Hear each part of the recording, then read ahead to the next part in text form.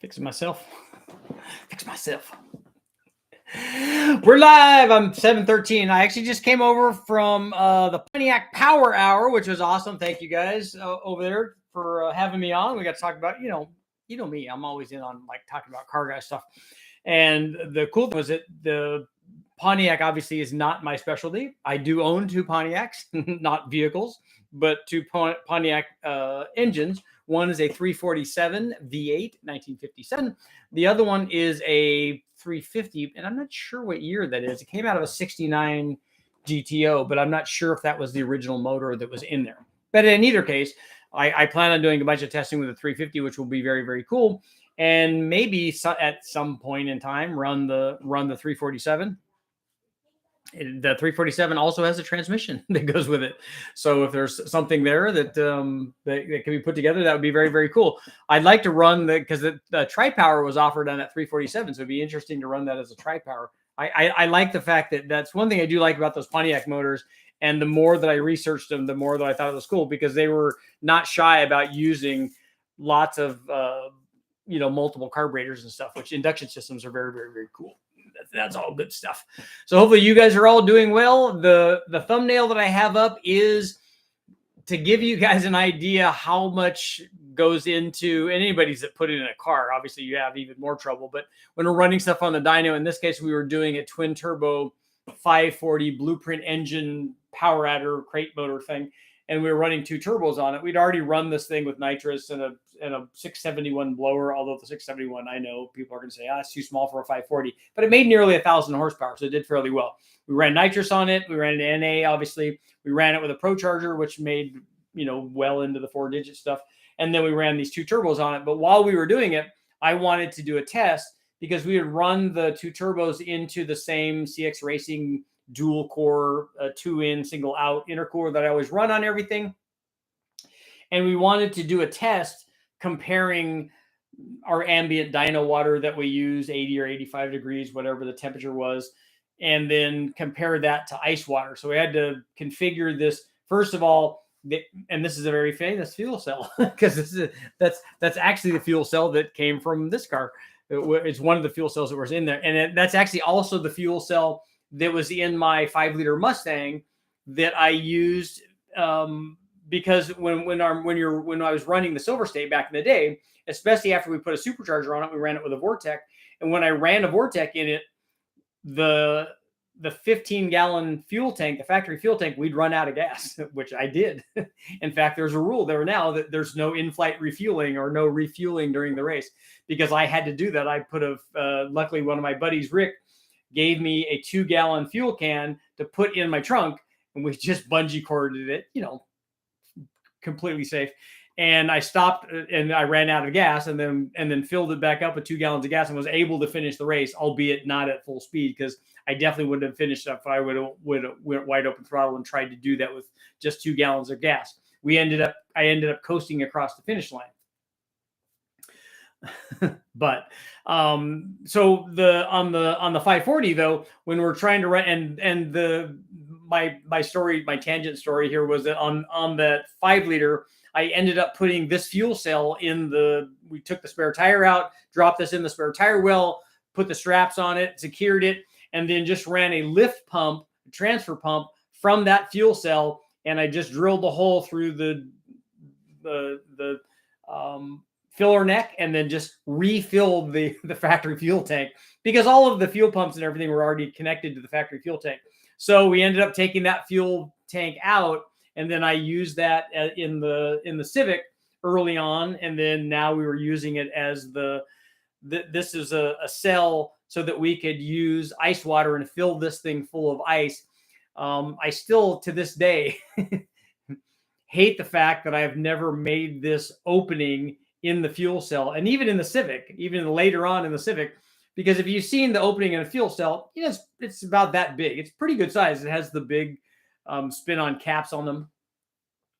But what I needed was what I wanted to do, and every year that I went to Bonneville, I kept telling myself, okay, now when I get home, I'm going to cut the top of this fuel cell, I'm going to hinge it and then put rubber seals on it, and then we're going to put the opening really big so that when we go to put these 10 or 20 pound bags of ice in it, they just go right in. Otherwise, you got to dump them in and stuff them in. And it wasn't quite as bad as it was with a Sprint, because with the Chevy Sprint, when I was running that at the max and mile, and we wanted to run ice water in it, my water reservoir for my air to water cooling system was a 1 gallon fuel jug, that we bought at the local auto parts store. So we were just trying to stuff ice cubes in from the bag one at a time into that. So that was way worse, but it's still bad with the fuel cell trying to get bags of ice in, because you had to put like 15 or 20 bags of ice in this 10-gallon fuel cell, because we filled it up as much as we could with ice and then put water in and did not fill it up with water. We only filled it up so it was about this much, just to make sure that our water was always staying cold. And then we had the hot water coming back from the intercooler spraying out over the top of the ice so that it would, grab all the coldness on its way back down where the pickup was. So at any rate, we had that fuel cell at the dyno, and we had it put on a stand. We had a pump. We used a Mazier remote electric pump, and then we split it into the feed and the outlets of the dual core intercoolers, and then ran those back into the thing. And so it's an awful lot of stuff to do to get ready to do a test that takes, it literally took like 6 pulls or something, and we were done with it. So it was really easy to do the dyno thing, because it did pick up power when you change the charge temperature. The intercooler was still working fairly well, because we weren't running a lot of boosts. We were only running 10 or 12 pounds or something. And the intercooler was already working fairly well with 80-degree water in it, or 85-degree water. And then when we put 32-degree water in it, but it did pick up power. So it does like air to water intercooling. It does like ice water even more. And when we ran the Civic at Bonneville, or every other time that I have tried ice water to cool stuff down, it has made a significant change in power. And it's definitely worthwhile. The motor just sounds happier. It's more responsive. Everything about it is better in every way when you run ice water on it. But it's not without its problems. And in fact, and this is something that helps me too. When I go back and look at all of these photos, like this one that I'm looking at now that I haven't looked at in a long time, I see all the things that I want to change. After we run that and take all that stuff down and I go put it all away, then it's just out of sight, out of mind. But while I'm running it, I'm like, look, those lines are way too small. It's a dual pass, so it goes in and out. It should just go through the openings in it, and the flow rates in it should just be gigantic going through both those cores. The pump should be way bigger going through those. We should still have ice water, but all of those things should be just way better. But then we could take it off and, it worked. It worked great. Let's just take it off and we'll put it back up. And next time we'll see if we need to solve this. And I have, since the second Big Bang, I have wanted to change that air to water intercooler to something bigger that would flow more, and something with a bigger water reservoir, and or a bigger flow rate, like an outlet, 3.5 in and then a 4-inch out. And then I wanted to make the plenum that's coming out of the two cores. I wanted to swing the cores together and have a big outlet so that the flow rate would be better. Lots of things that you would normally do to make the system better. Because ultimately, I think if we're at 1,500 horsepower or we go beyond that, it's going to come. That thing is going to come into play. We've got enough turbo to do that, and we probably could, blow through that. But still, we want to have. If you really want to make good, safe power, and having the charge temperature be low will give us more leeway on timing. The air fuel I'm not really that concerned with, but certainly with timing, how much timing do you run at 20 pounds, 25 pounds, 30 pounds, 35 pounds? Where does the thing want to be, and where is the safe level? Because when you're doing a stock bottom end thing, you don't want to run to the limit of detonation. You want to run to the strength limit of whatever the thing is you're trying to test. And in order to get there, the tune has to be spot on. And then having, really, really cold air, if we could have 50-degree air going in there, if it's 300 coming out and 50 going in, obviously good things are going to happen. Salt water and ice water, yeah, that's another good possible combination. So we do need to have a poll, though.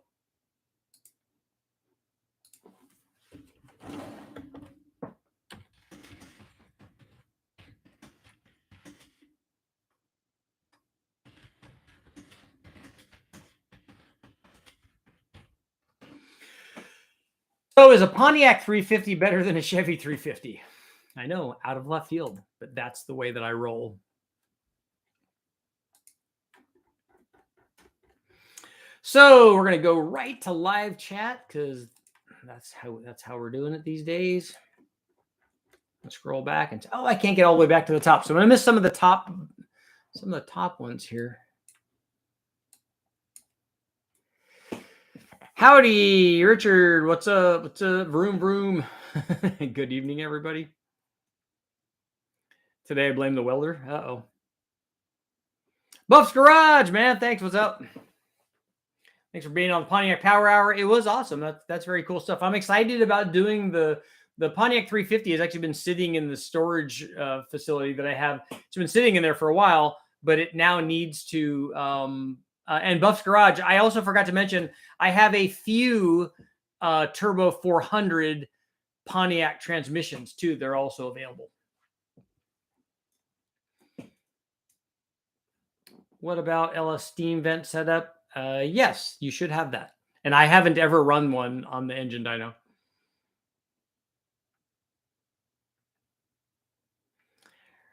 Random car guy.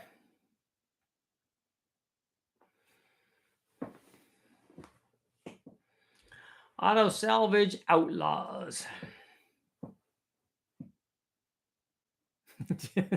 Don't be trying to steal my best friend. Uh-oh. It's going down. Did you ever try putting salt in the ice water? No, I did not.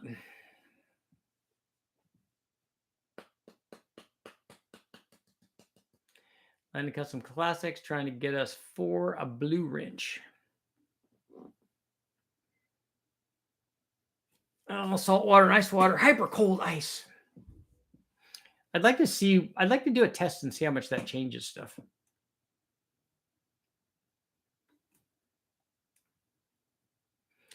Salt water will definitely be more likely to corrode the intercooler. Back in the day, you used dry ice in a coffee can. Yeah, the cool cans, the Moroso cool cans. Although you can put ice in there, you can put copper tubing or aluminum tubing or all that. For the carbureted applications were the things that they were doing back then. Primary and secondary stage core. Yeah, dual cores. The problem is with dual cores is that you get more restriction. But if you make them all big enough, it would be good. Big Block 402 channel. You made it over to the Pontiac Power Hour. Good. Awesome. Yeah, that was good stuff. I can't wait to get the Trophy 4-cylinder done and do some testing on that.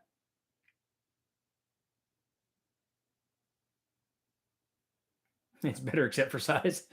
Yep. Need to be ice cream salt. And then we need to churn it, right? We need to spin that thing around. The hand crank ones were awful. Use a 50-50 glycol blend in a closed loop liquid intercooler. You could cool the fluid down to negative 36 degrees C.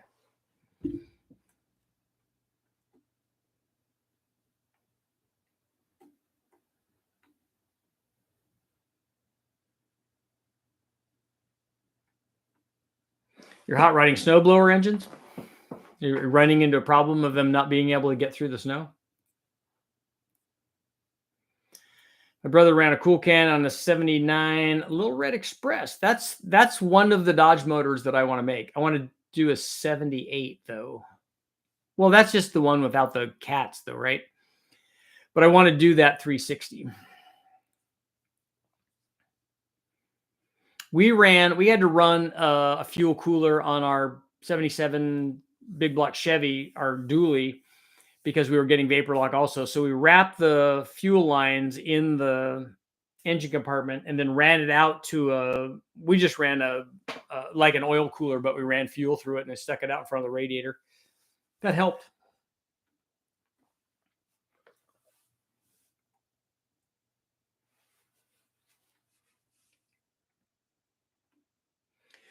Acetone, we don't want to use acetone. You don't want to use a flammable liquid when you're doing that.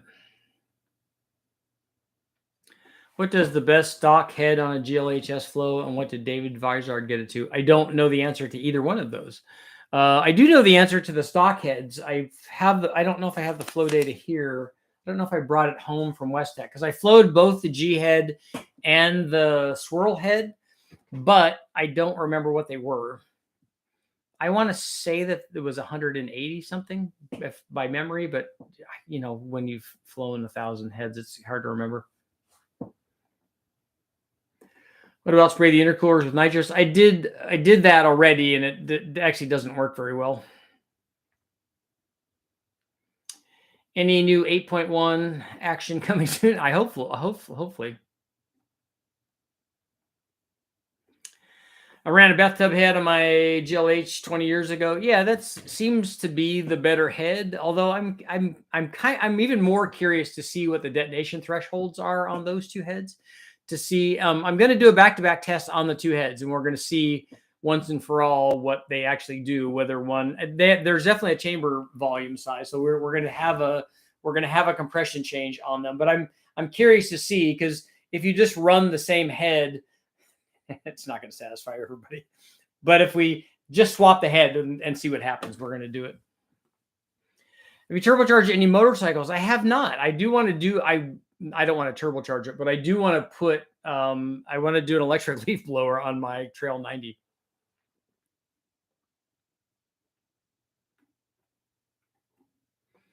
Bizard got 743 horsepower out of his 18-degree headed 421. Is it a 421 small block Chevy?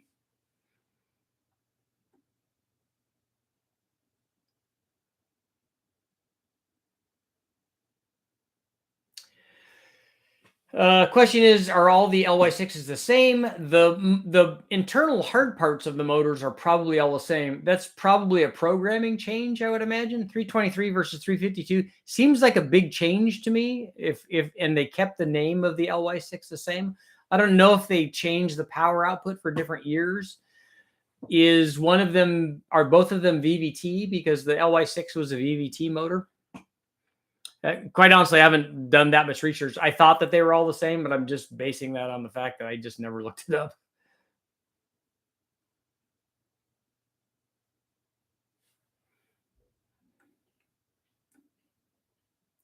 Small block Chevy, wait till we get the nitrous figured out. What do you have to figure out on the nitrous? The poll won't take your vote.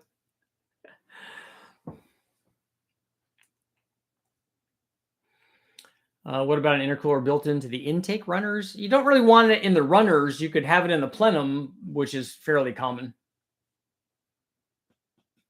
A couple of methanol injectors to cool the throttle body. Yep. Olds 425 with a question mark. I don't know what you mean by that. Only us Pontiac crew would choose the Chevy or the Pontiac over the Chevy. I honestly think that a 350 Pontiac should make more power than a 350 Chevy. The only thing that helps the Chevy is that they put lots of compression in it and they put lots of cam timing in it, at least from the factory.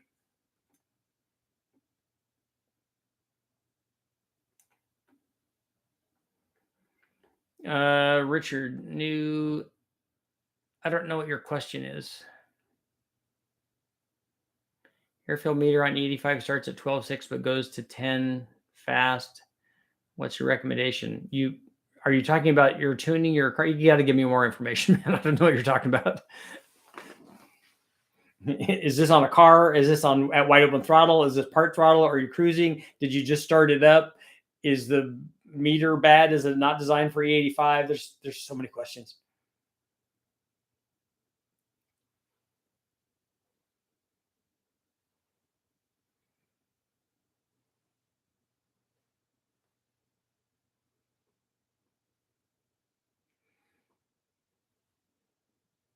The Pontiac's got better valve angle. I wonder if I still want to flow some of these Pontiac heads. I have some of the 6X heads.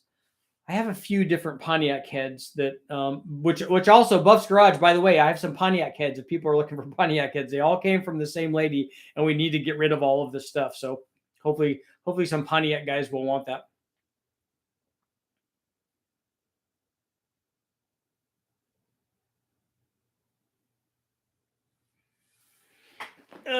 Richard Kroll, how did you increase the fuel mileage by 5 miles per gallon? That seems like a lot.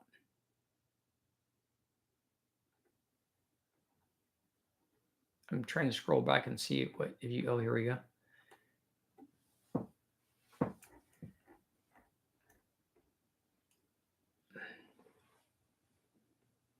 What about intercoolers built into the intake runners? I hope that you're not telling me that that increases the fuel mileage.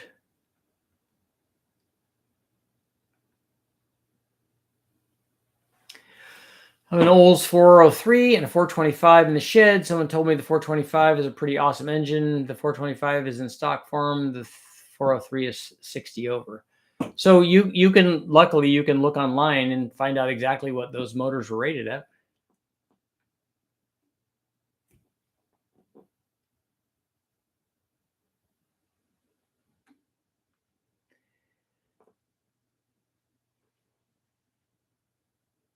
Richard, I've heard that the smog pump for the mid-70s VW Bug makes a good blower for go-kart sized engines.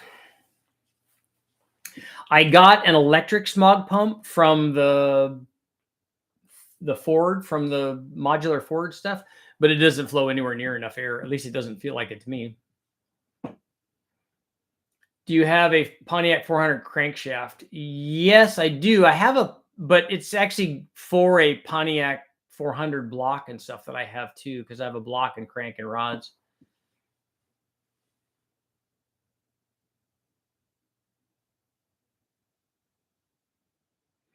Is there anything that can be done to offset the lower power production of a low compression engine except increasing boost? I imagine it would take more timing maybe. It may require more timing if you have a big chamber head that's going to respond to that, but only because it has a big chamber and it needs more timing. It doesn't, it's not, I don't know if it's taking the timing is the right way to phrase it. But when we run, for instance, when we run a 317 head versus a 706 head, the 317 head makes peak power with a degree or two more timing than the 706 head does. It's a bigger chamber and it's a less efficient chamber. So it has two things going against it. And so more timing is usually the sign of a not as good chamber design or a big one.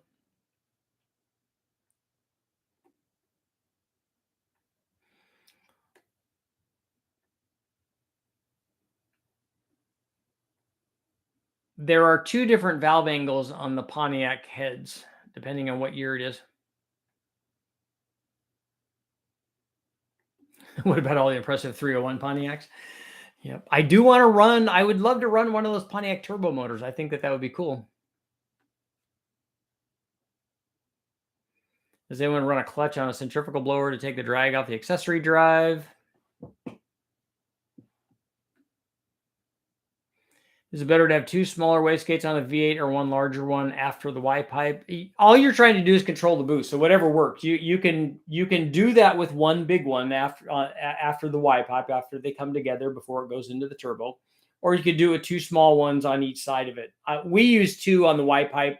We use one on each side of it before it merges into the turbo, but only because it's harder on the engine dyno to get boost control than it seems to be on the chassis dyno or on the street or the track.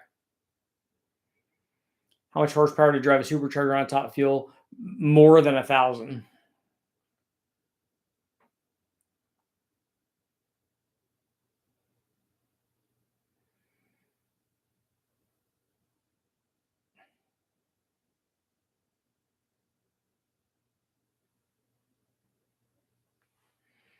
It's way more than 250 horsepower.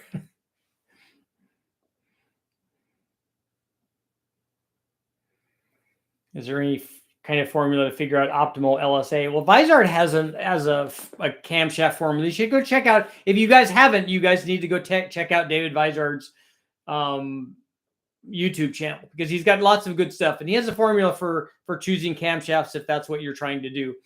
Again, I would argue, not with David, but with you guys will argue, that the optimal LSA is subjective, because whatever kind of camshaft you want to choose is going to be dependent on way more than just power production. We've already listed all the things that also go into why people choose camshafts.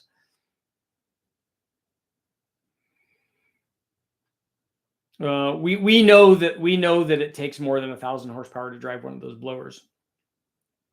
Because I know guys that were way back that were building motors to spin the blowers to make sure that they were working, and they were having to step up their game on the motors that they were using just to spin the blowers, not with the blower on top of the motor, just the motor on a test bench.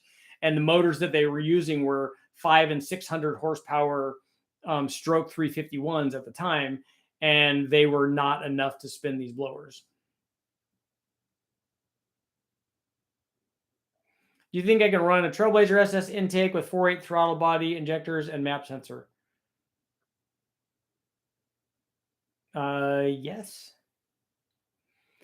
The Trailblazer SS is going to require a different. I don't know about the injectors because I don't know if the fuel rail for the Trailblazer SS uses the same injector size, meaning length or height, as the truck manifold does. I know it bolts on differently and the rail is different. The map sensor should be the same. It should plug in, and if it doesn't, you could just run it off a nipple. It's not hard. How do they calculate the power of a top fuel? They use mile an hour and drag, and that they're just calculating it. They don't know exactly what it is.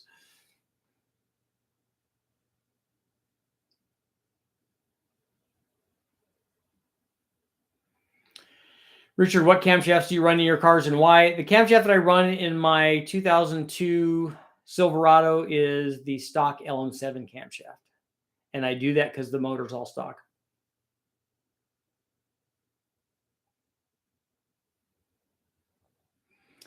Do I run any alternate fuels? Like, does E85 count?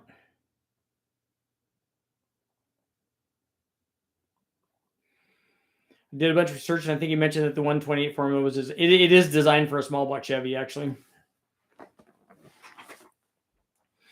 But I think that the people that are asking about LSA stuff are going to be interested in one of the videos that I have coming up, because with turbo cars, I ran camshafts, turbo motors. I ran camshafts with LSAs ranging from 107.5 all the way up to 122.5. And guess what happened? Why doesn't Top Fuel use turbos to get around the power loss of the superchargers? Because they're not legal. They're outlawed.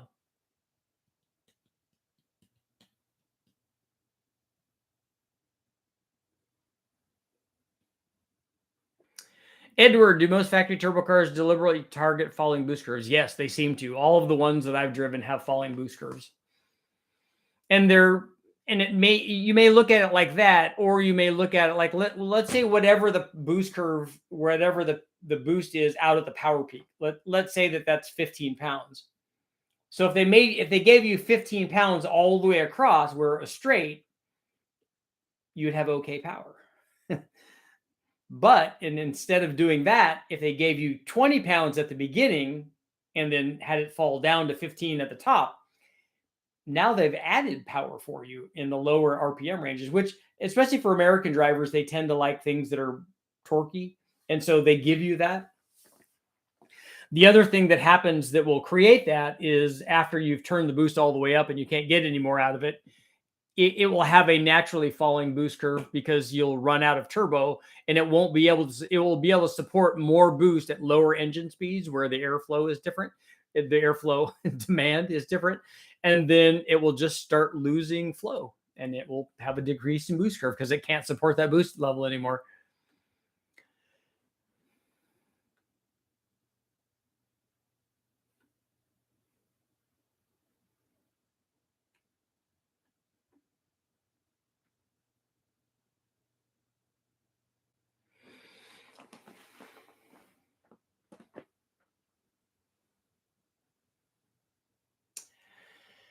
So he runs the Stock Norris. Is that Chuck's? That's Chuck's younger brother, right? Stock Norris.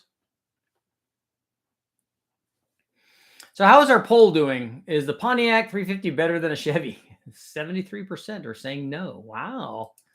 Bunch of Pontiac haters.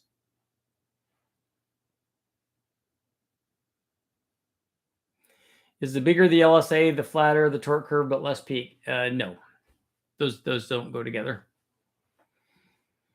You can't single out one part of the cam, although I did in my video because I know people do it. But you can't isolate one part of it.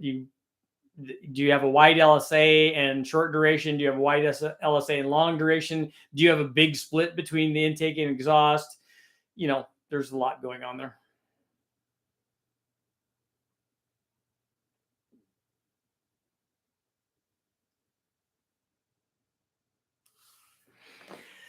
The Vizard form is dependent on the static compression being a specific number. What if a guy has a different compression? Exactly. What if a guy wants the optimum cam, but wants it with a has to run with a stock converter? Yes. For all 27% of the people who love Pontiacs, make sure to check out the Pontiac Power Hour every Thursday, 8 p.m. Central on YouTube. And then you can go watch that, and then you can come over here. You're gonna run the Pontiac 350 and the GM 350 to see if one is better power and torque. Well, I have already run the 350 Chevy LT1 1970 rated at 370 horsepower. It didn't make that much. And also ran the 71 version, kind of, although it didn't do as good a job on that. But we know what that 350 makes. We know what the 327 made. We know what the 302 makes. So I'm curious to see. I want to put together an HO 350 and see what that makes. How do you pick pushrod length when you're selecting what cam to go with? Well, the thing that you should ask the people that you're getting the cam from is if the base circle has changed. A lot of aftermarket cams may or may not have changed the base circle. And so on an LS motor, you don't have to change the pushrod length. As long as you're not changing the head or the rocker position, you don't have to change the pushrod length. It's the same. And the nice thing about an LS is you have a fairly good amount of leeway between what will work and what won't work. You obviously don't want lash. So you want at least a quarter to a half turn of preload on the lifter.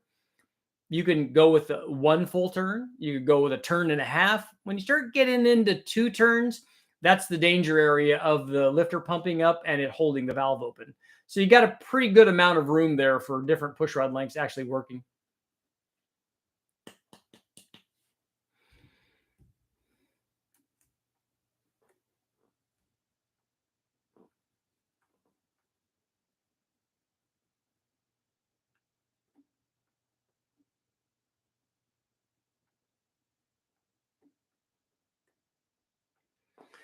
Let's see.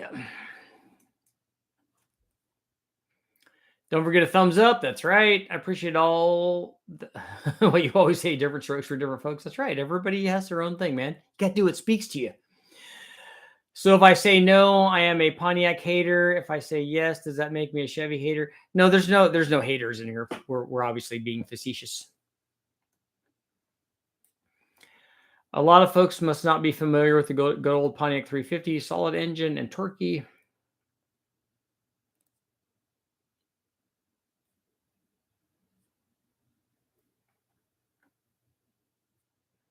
A 455 is way better than a Chevy 350. That's probably a fairly accurate statement.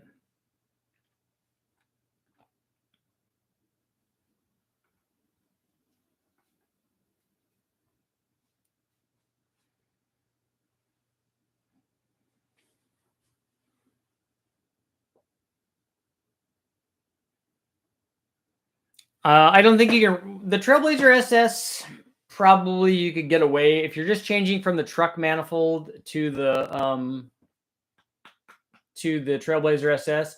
You're probably not going to need to retune it. But if you do, that's on you. If you keep the stock mass air, the same mass air and the throttle body, well, you won't be able to run the same throttle body because the Trailblazer SS requires a bigger throttle body. than the truck manifold does. The truck manifold is going to be a 3-bolt, and the Trailblazer SS is going to be a 4-bolt. And one of those is a 78 millimeter opening. The other one's a 90 millimeter opening. And the Trailblazer SS would have been run. I don't know what truck manifold you have. If you have a drive-by-wire throttle body, then I don't know, because the Trailblazer SS, if you would have definitely come with a drive-by-wire 90 millimeter throttle body. I don't think that they were available with I don't know of a manual 90 millimeter throttle body that they would have used. So you're going to run into issues with drive-by-wire throttle bodies, is what I'm saying.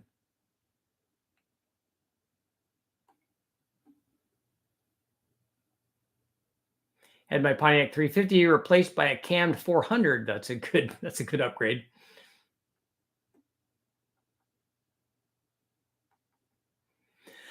A Pontiac 400 is also good, but then that's bigger than a 350. So you gotta do, same, like for like.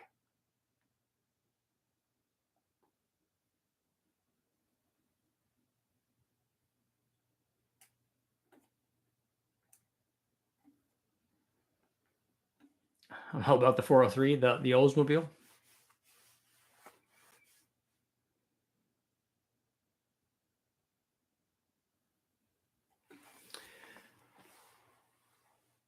It would be a 4-bolt to 3-bolt cable throttle body. Okay. So you can do an adapter then? Well, that will work.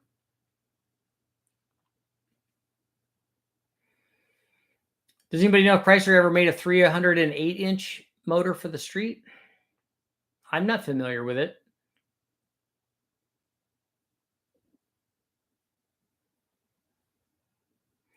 A 400 small block versus a 400 Pontiac. The difference is that Pontiac made performance versions of the 400, some pretty good ones, and Chevrolet never made a performance version of a 400 small block.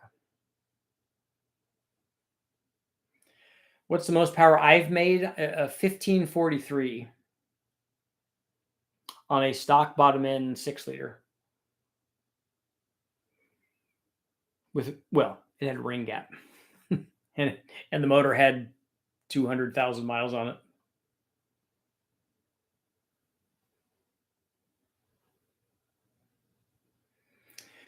Big Block 402. I have 2 Chevys, 3 Fords, 1 AMC, 1 Chrysler, and a Pontiac. No imports though. Come on, why the hate? I'm a car guy, not a brand loyal guy. To me, that's nonsensical. But that's cool. A man after my own heart there. I have quite an array of test motors. Daniel, GZ, what is a GZ302 Chevy? A DZ302? A DZ302 is a 355 horsepower motor. I know because I've built them and run them. And I think a 400 Pontiac would probably work over a DZ302.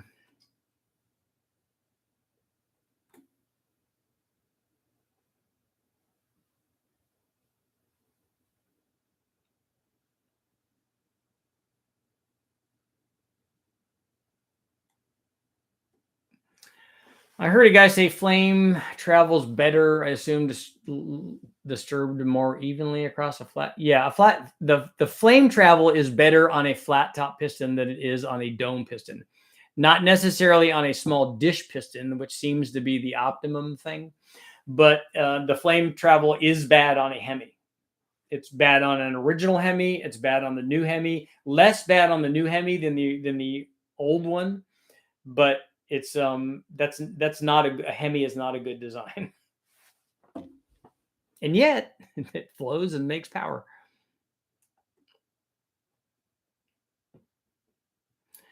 DZ302 doesn't make as much power as a Boss 302, certainly. I mean, a Boss 302 has like 60 or 70 CFM or more head flow. It has way better cylinder heads. But it has less compression and less cam timing, which is why they're both rated at 290.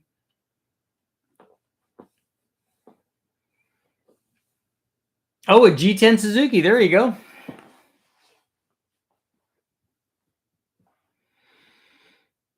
A G10. Like a G10. I myself am partial to the 3-cylinder versions, but I do like a good Swift.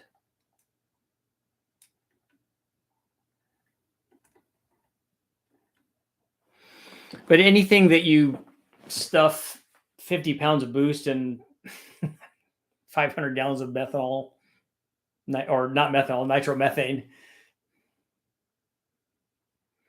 Three cylinder, 1 liter. That's right. 3-cylinder, 1 liter, 8 valve, just all the bad things. Our 4-valve overhead cam motors a Hemi style head? No, they're a pent roof. Pent roof 4-valve, at least the good ones are.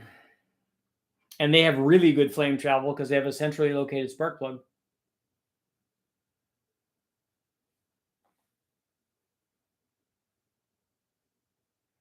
I was first introduced to the 403 with a 78 Trans Am. It's like the first time you see a Trans Am. I like the DZ302 versus the Boss 302 video. That was a really good one. I really liked doing those original muscle car deals. I was curious to see what they all did because, it's the same thing. Like the reason that I did the boosted thing. Oh, these things break at 10 pounds or whatever. I'm like, I don't really think that they do. And it's the same thing with the DZ302. That's a 400 horsepower motor. I'm like, that's cool. Let's see if it is. I don't think it has enough cylinder head for that. It has enough everything else, but it doesn't really have enough cylinder head to do that. And they all kind of stopped at whether it was a 350 or a 327 or a 302, they all kind of stopped around the same point. And the interesting thing is that even when after I ran all the solid lifter cam stuff, we ran the hydraulic cam stuff. So we ran the L79, the L46, and the L82. And the L82 was down compared to the others because it doesn't have it has less compression and less cylinder head. But the 350 horse 350 and the 350 horse 327 made really good power too. That it was in the 340 to 350 range. So it was kind of comparable to the solid cam stuff. It just didn't rev as much. The G13BA, yep. I ditched the pistons in the SRT4 first thing because of the huge ski ramps since they were stock.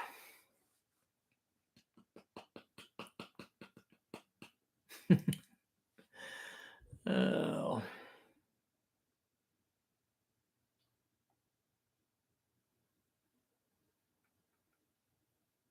What does E85 do compared to gas if fed to the engine hot?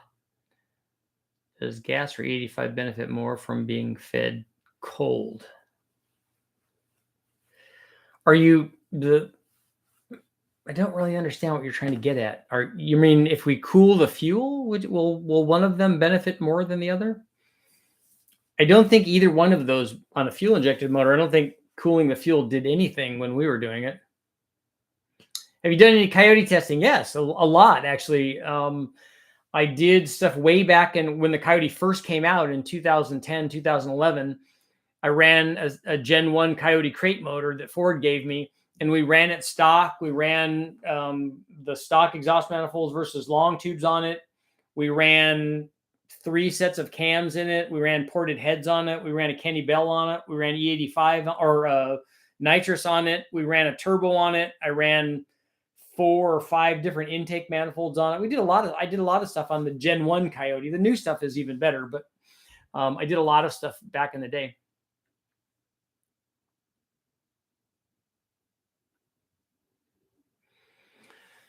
Small block 350, 40 over. So 4-inch times 6 is 20. That's not even 6,000ths. Maybe for a 200 shot. It's a little tight. I'd like to see it at more than that, but it might work.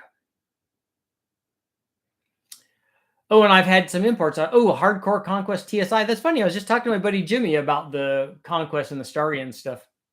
2.6 turbo power. That's right. I was a slab side Conquest owner for a while. I smell a DZ302 with a cam, heads, intake, and boost.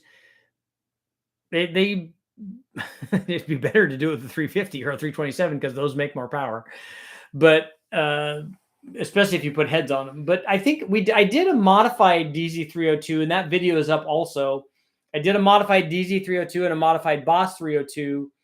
And the DZ302 probably had the advantage there because it had, it has more static compression. So then when you put more head on it, which the Boss already had a lot of cylinder head, but we put an aluminum Boss head on it. I think we put if I remember right, we might have put a CHI head on it. And then we ended up putting tunnel rams or something on them too. I think we got them up near 600 horsepower on both of them. Or at least, I know over 500, 550 or something.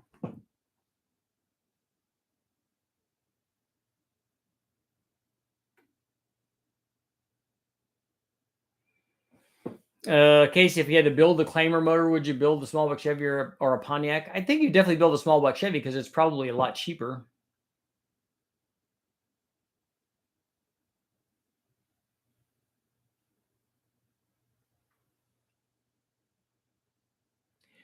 Drag Boss, what do you think the real horsepower was of a stock 71 Boss 351 Cleveland? Well, lucky for you, I built and tested one of those, so I have it up on the channel already. It was the most powerful of all the small blocks that I tested. All of the motors were run with headers, though. None of them were run with stock exhaust manifolds. So I don't know if a Boss would be more handicapped because of the stock exhaust manifolds that it had compared to the Chevys. But all of them were, I ran a Hypo 289, a Shelby 289. I ran the fuel injected L84, 327, the 375 horse. I ran the 365 horse carbureted version. I ran the DZ302. I ran the 70 LT1. I tried to run the 71, but I didn't get the exact compression ratio right on it. I ran the Boss 302, the Boss 351. I would really like to do a tri-power 340, but I haven't done one of those yet. I had looked for a long time for a 340 block to try to make one, but I didn't ever find one. And now I'd like to do an HO 350 Pontiac as well. But that Boss 351 made more than all of these. Favorite import, I've owned a Ford Festiva. Still have two of them. I do like those.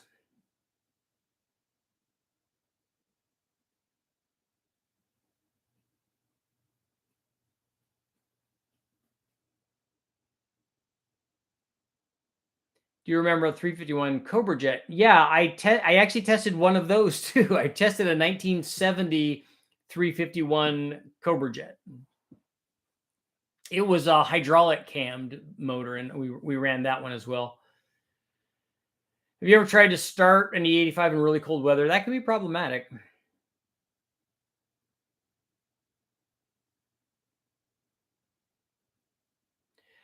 I mean, back in the day, factory, not after you've worked your magic. We use a factory intake, heads, cam, springs, rockers, pistons, rods. All of it was factory. The only thing we did was optimize the tune on them. And I have no idea what factory tunes, what variants there would have been in factory tunes. Did the Boss 351 have a spread intake? Yes, it did. The Boss 351 did not have the factory carburetor on it. Actually, none of them did.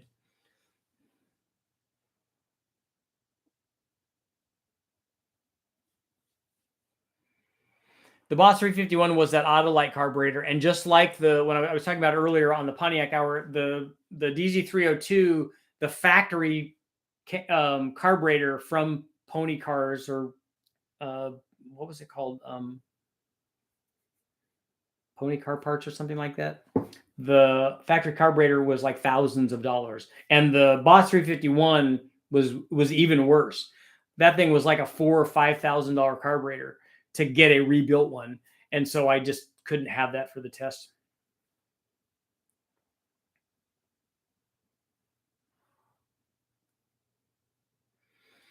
The 1970 spec Grand Sport 350 was 315 horse and 400 foot-pounds. That's a really good torque output for a 350.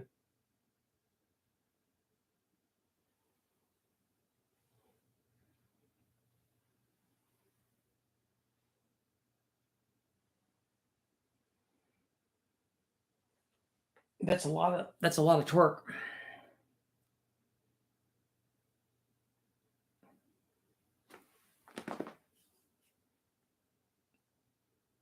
I'd be surprised if it made that much torque. I don't think that the LT1 made that much. I don't think that any of the small blocks made that much. Any of the small block 350s did. Let's see if even the hydraulic cammed ones did. I don't think that they did.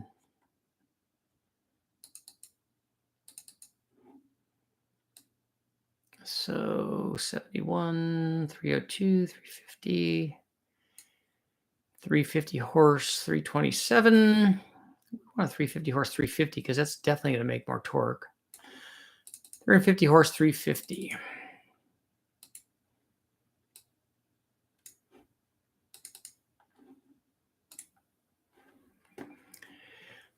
They were close to 400, 398.6. So that's pretty good torque.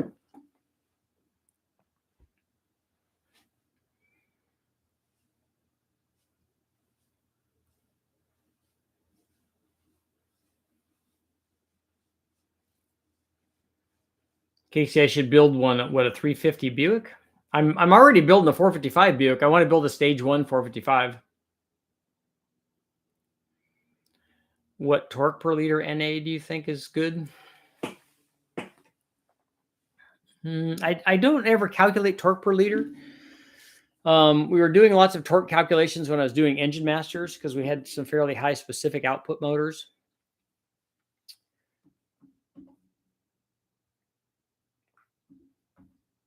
Clear.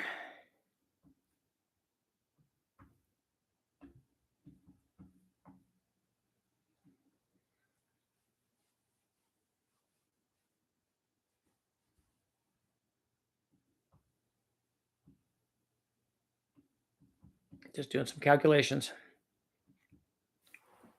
If you're making 1.5 or 1.55 foot-pounds per cubic inch, you're making a lot of torque. Richard, have you done any testing with quadrajet carbs? Yeah, we did on the 400 Pontiac that I ran recently. We ran a quadrajet carb on it, and I've run quadrajet carbs on the. I think that the L82 or the L46 was a quadrajet carb one, and I've done minor playing with needles and stuff, and we don't have the same amount of tuning kits for the quadrajets as we do for the Hollies, but I had to do some on the 400.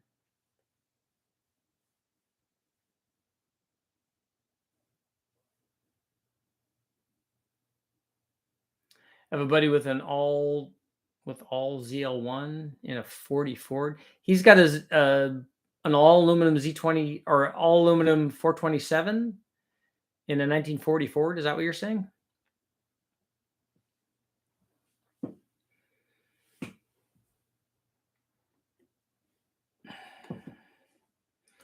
.4 foot-pounds per cube would be quite a bit from a production motor.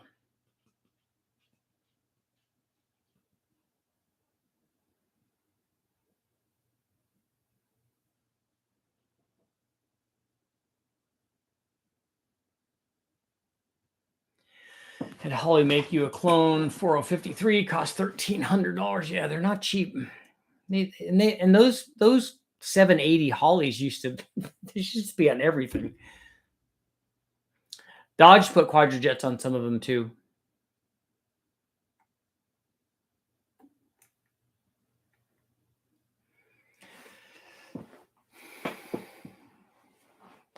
So is it numbers matching all aluminum 427? Ever missed with the Holly Street Demon? We have run those on the engine dyno.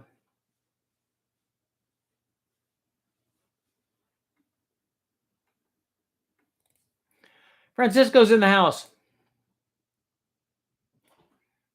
Yeah, I don't think we'll see that in a production motor. I'd be surprised if it did. Let's see.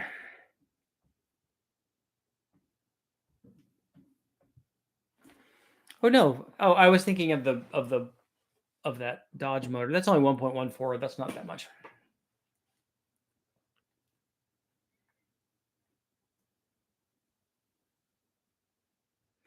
Richard, have you ever looked at any of the Boss Hoss motorcycles? I have. I've seen them. I went out to visit those guys, I think, a long time ago, or I went out to see somebody in Arizona, and they had one of those motorcycles. And one of the guys had one with a big block in it. Drag Boss, that's probably a good idea. That ZL1's got to be worth money, I would think. As long as it's an old original one, you know, like a 67, 68, 69, and not one of the new ones that they did.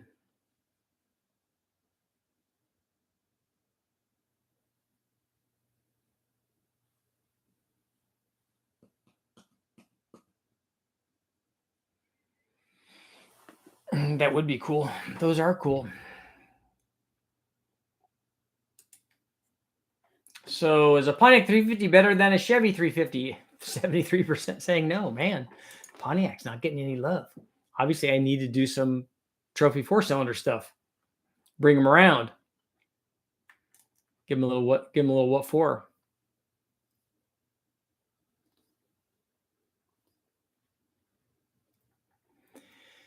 Casey, which one was 410 foot-pounds? 410 foot-pounds would be a lot from a 350 cubic inches from a production motor, if that's the one that you're talking about.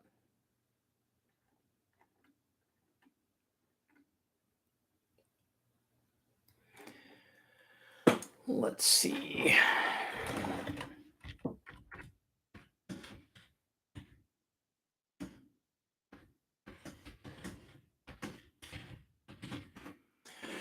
Let's do, well, the Corvette was rated at 380 foot-pounds, so 300.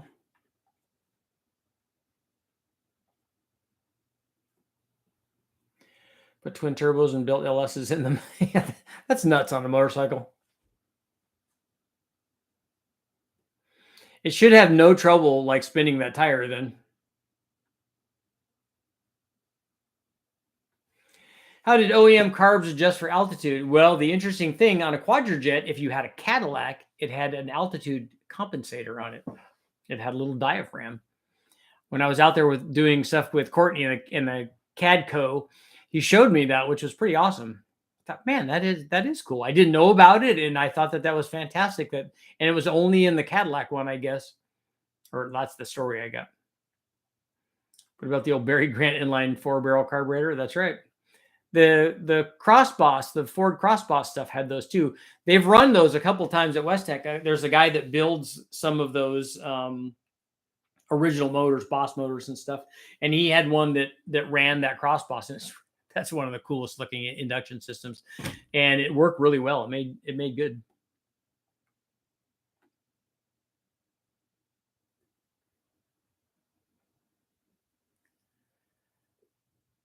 .350 Pontiac fan club is probably as big as a 403 Olds fan club.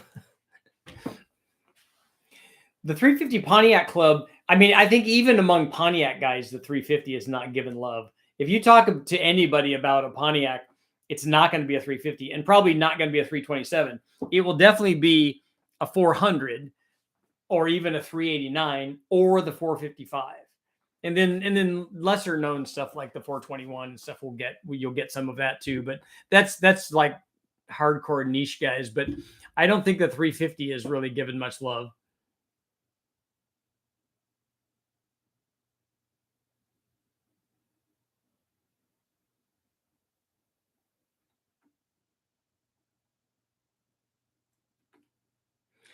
Sport bikes definitely make a lot of power.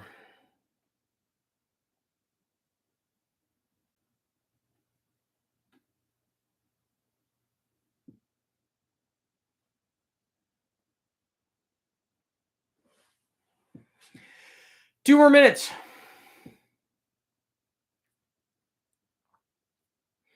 I haven't ever tried a Predator carburetor. In fact, I've been asked this many times on here. I've never even seen one run at West Tech. I need to ask Roulet if they actually have, if he remembers running one.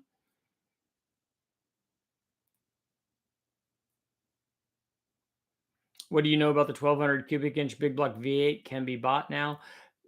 I only know that you just asked me that question. That's as far as I've gotten on that. I know nothing about that. I want to turbo the 90-degree V4 on my motorcycle. Turbo Hayabusa has got to be a real fun ride, I would imagine.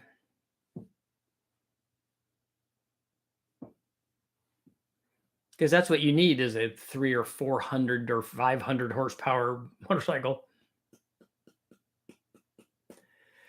Bought a 454 for $600. It came with a Predator. Sold the Predator for $300. Was the Predator working? Was it?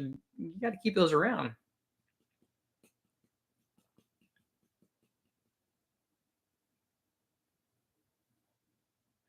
Yeah, you should. You should turbo everything. I really wanted an old turbo 500 Honda or the GPZ 750 or any of those turbo bikes. I thought that was kind of cool.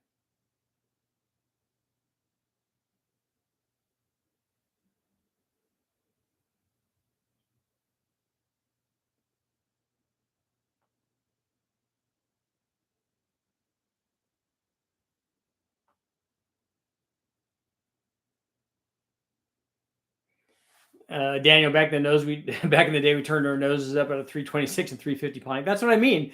The 389 Tri-Power got all of the love because of the GTO, and then the 400s. Why would you have a 326 or a 350 if you could just put a 400 in it? I guarantee you, the Chevrolet would have been the same way if the 302 and the 327 and the 350 weren't made famous and were their factory like high performance power offerings other than the big blocks. That if they had a 400 as like put all the LT1 stuff on a 400, that's the one that people will be talking about.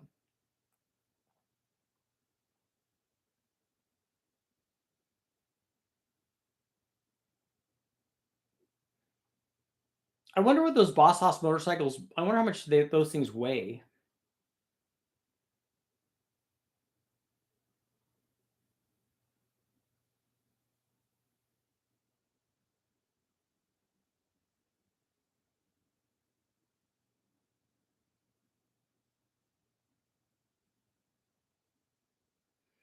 Yeah, wheelie bars on a turbo Hayabusa would definitely be a must. I have nothing but admiration and respect for guys that run a turbocharged motorcycle out at Bonneville, and even more so for the guys that run the motorcycle streamliners, where they're laying in the nose cone of the thing with their chin about 2 or 3 inches off of the ground. That's nuts. Yamaha Seika 650 turbo. That's right.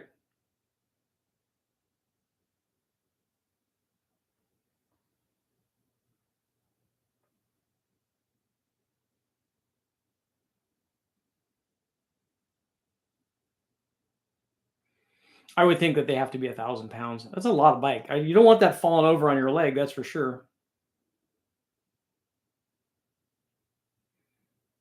I think I would have little emergency swing out arms to it, outriggers that would catch it.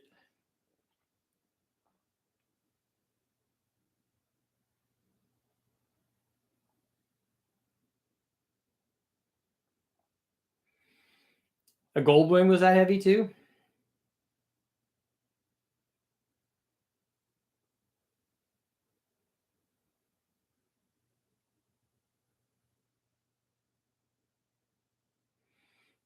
£1,200. That's almost like a car. I think my Sprint Turbo was only 1,700.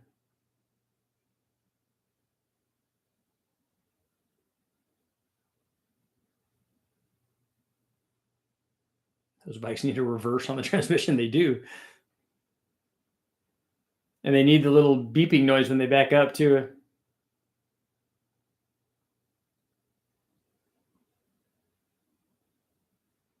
Man, 1,000-pound motorcycle. That seems like a lot. I want a motorcycle that's like 300 pounds.